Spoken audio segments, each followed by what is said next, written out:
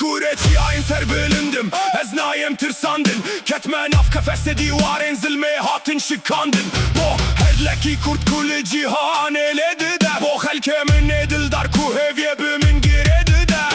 Destên min polatin Vîna min wek çiyaye Her şerekî min di ringê de Bo şerefa vê axêye Kes kulmê xwe radikem Xwîna bav û kalan da xwaz dike Dengê qefesê diler se şerê kurd hawarê dike Bijî Kurd û Kurdistan Ev dengê bilind dibe Namo fazil çûna vagir Çare nûz deg û hertî bibe Di nava Anatonda de Ez her tirsê di fetisînim Ku ez lê didem dijminî li erdî dirêj dikim Bijî Kurd û Kurdistan Roj li ser alayê dibiriqe Heta ku hêz di min de hebe Heta xwîn di canî de bihefze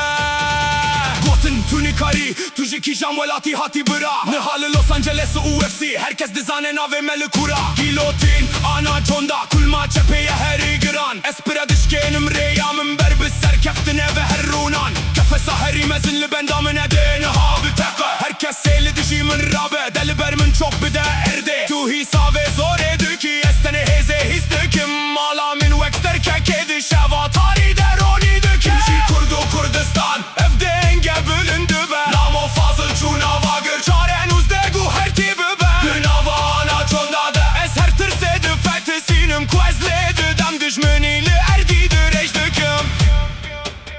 Ji ringê ber bi dîrokê ve Gav bi gav ber bi lîvê bilind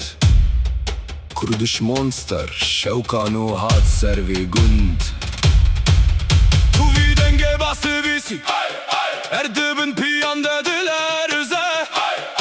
Selahedin jî Asîmena Li me dimeşîne û dinêre Yek,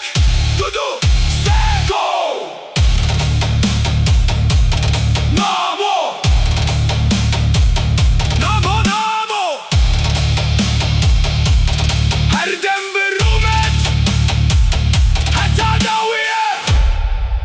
Bijî Kurd û Kurdistan